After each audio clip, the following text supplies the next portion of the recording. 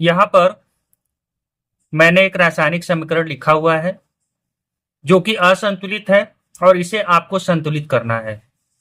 एक बार वीडियो को रोक करके आप खुद से चेक करें कि आपसे ये रासायनिक समीकरण संतुलित हो पा रहा है कि नहीं हो पा रहा है। और अगर आपको लग रहा है कि आपसे नहीं हो पाएगा तो मैं आपको सबसे आसान तरीके से और बहुत ही जबरदस्त ट्रिक से आपको ये सॉल्व करवाना बता दूंगा। आप बहुत जल्दी इस क्वेश्चन पर महारत हासिल कर लेंगे, ये मैं आपको गारंटी दे रहा हूं। इसके लिए आपको वीडियो में आखिरी तक बने रहना होगा। मैं कुल 2 रासायनिक समीकरण को आपको प्रैक्टिस करवाऊंगा और इसके बाद आप खुद से प्रैक्टिस करिएगा, आपको कोई दिक्कत नहीं आएगी। यहाँ पर ये जो रासायनिक समीकरण को संतुलित करना है, इसके लिए मैं जो टेक्निक लिया हूं वो है ABCD मेथड। ABCD मेथड का हम इस्तेमाल करेंगे। कैसे करेंगे? बस आपको करना क्या है, जितने भी रासायनिक समीकरण में यौगिकों के सूत्र लिखे हुए हैं या तत्वों के सूत्र लिखे हुए हैं, इनके सामने एक तरफ से A, B, C और D इस तरह से लगा दिए। अब आप क्या करिए, यहां पर एक एक करके जैसे मैं आपको बता रहा हूं वैसे लिखना चालू करिए। देखिए, पहला तत्व आपने लिया Fe को, आयरन को। आयरन को कौन प्रदर्शित कर रहा है? A, तो आप लिखिए A। और आयरन कितना है? 1 है। आप लिखें चाहे ना लिखें, 1 माना जाएगा, बराबर। अब उत्पाद साइड में आप देखिए आयरन को कौन प्रदर्शित कर रहा है? तो C, तो बराबर करके लिखिए C। आयरन यहाँ पर कितना है? 3 है, तो लिख दीजिए 3C। हो गया। ऐसे ही अगले को देखिए, यहां पर हाइड्रोजन को कौन कर रहा है प्रदर्शित? B, तो लिखिए B। हाइड्रोजन है कितना? 2, तो लिख दीजिए 2 इसके आगे, बराबर। उत्पाद साइड में देखिए हाइड्रोजन को कौन प्रदर्शित कर रहा है? डी, तो लिखिए डी। और हाइड्रोजन यहाँ पर कितना है? 2, तो लिख दीजिए 2। ठीक है। ऐसे ही यहाँ पर देखिए ये ऑक्सीजन है, ऑक्सीजन को कौन प्रदर्शित कर रहा है? बी, तो लिख दीजिए बी, बराबर। ठीक है, क्यों मैंने बराबर किया? अब यहाँ पे देखिए ये 1 है ऑक्सीजन, तो मैं यहाँ 1 नहीं लिख रहा हूं, बराबर करके। अब उत्पाद साइड में आप देखिए ऑक्सीजन कितना है। ऑक्सीजन को पहले प्रदर्शित कौन कर रहा है? सी, तो लिख दीजिए सी। कितना ऑक्सीजन है? 4, तो लगा दीजिए 4। ठीक है। इस तरह से आपके समझ लीजिए कि जैसे मैथ में सवाल हल करते हैं वैसे ही आपके सामने तीन तीन क्या है, समीकरण बन करके तैयार हो गया है। अब आप क्या करेंगे, किसी एक को 1 के बराबर मान लीजिए। तो मैं मान लेता हूं यदि C बराबर 1, किसी आप एक को मान करके कर सकते हैं जिससे आपका समीकरण हल हो जाए। अब अगर मैंने C को 1 माना तो आप देखिए एक एक करके किसका क्या मान आ रहा है, मैथ की तरह आप इसको सॉल्व करिए। तो यहां पर ध्यान से देखिए, आपका पहला है A बराबर 3C। ठीक है, C को आपने 1 माना है तो A बराबर यहां पर क्या आ जाएगा? 3 गुणे C की जगह 1 लिख दीजिए तो वही आएगा। तो A बराबर कितना आ गया? A बराबर आपका आ गया 3। ठीक है। ऐसे ही दूसरे को करिए। दूसरा यहां पे देखिए क्या है, नोट कर लीजिए, 2B बराबर 2D।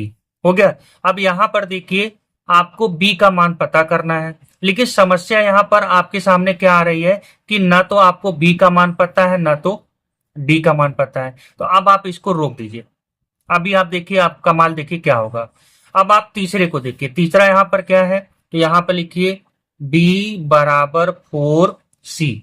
ठीक है। अब यहां पर B को आपने क्या माना था? कुछ भी नहीं माना था। B तो हमें पता करना है, तो लिख दीजिए B बराबर 4 गुणे C आपने क्या माना हुआ था? 1, तो C की जगह पर आप क्या लिखोगे? 1। तो यहां पर क्या बनेगा? B बराबर 4। तो B का मान भी आपको पता चल गया।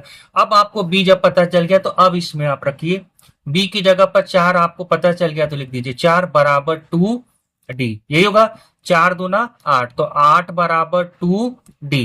तो यहां मैं इसी को क्या लिख सकता हूं? D बराबर, ये इधर गुणे से इधर जाएगा तो भागे होगा, तो हो जाएगा 8/2, मतलब कितना हो जाएगा? 4 हो जाएगा। अब आपको इस तरह से A, B, C और D चारों का मान प्राप्त हो गया।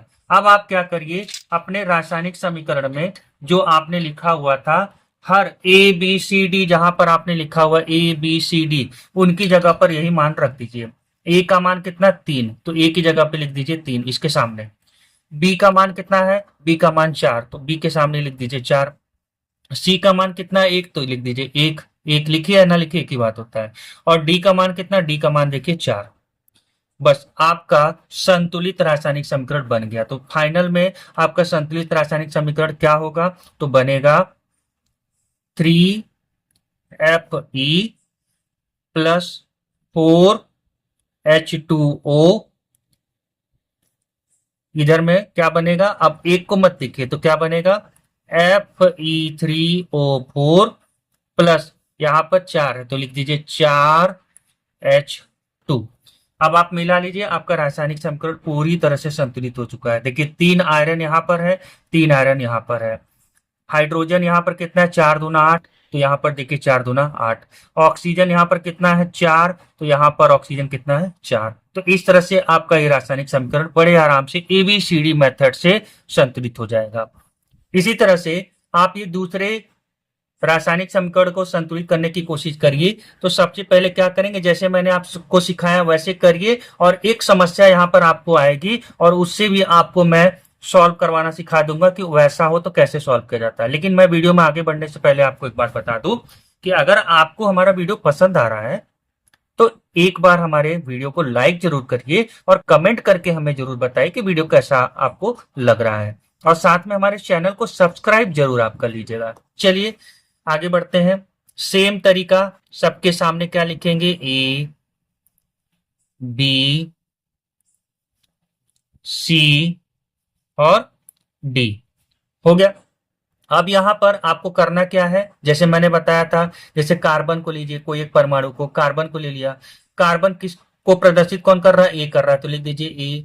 ठीक है, कितना कार्बन है? 2 कार्बन है, तो लिख दीजिए 2A बराबर। देखिए उत्पाद के साइड में कार्बन है क्या? हाँ है। कार्बन को कौन प्रदर्शित कर रहा है? सी प्रदर्शित कर रहा है, लिख दीजिए सी।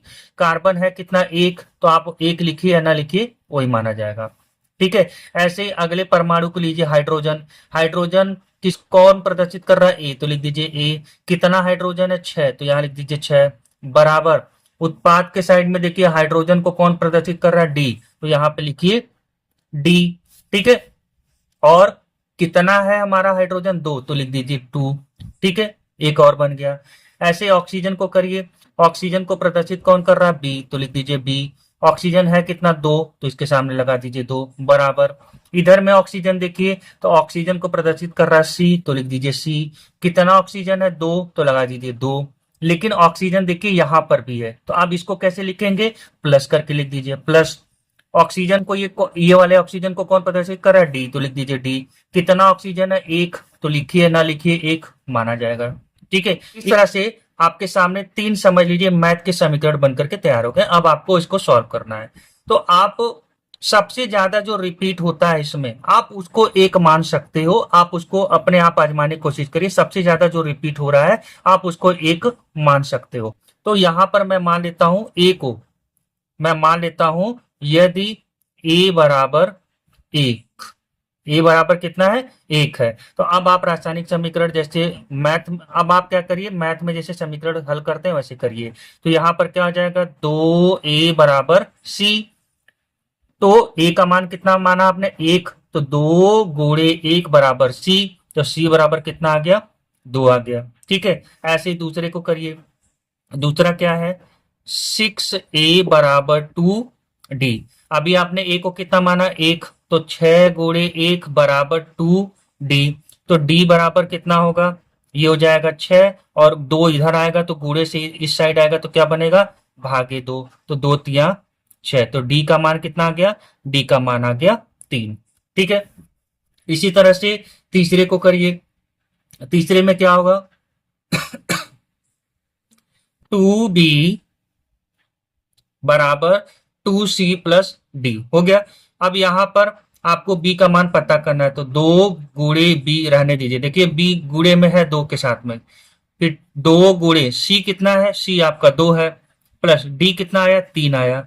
इसको सॉल्व करिए, तो 2 गुणे B बराबर 2 दूना 4 प्लस 3 कितना होगा? 7 होगा। तो B बराबर कितना हो जाएगा? ये 2 इधर जाएगा तो हो जाएगा ये 7, और ये गुणे से इधर आएगा तो बनेगा बटे 2।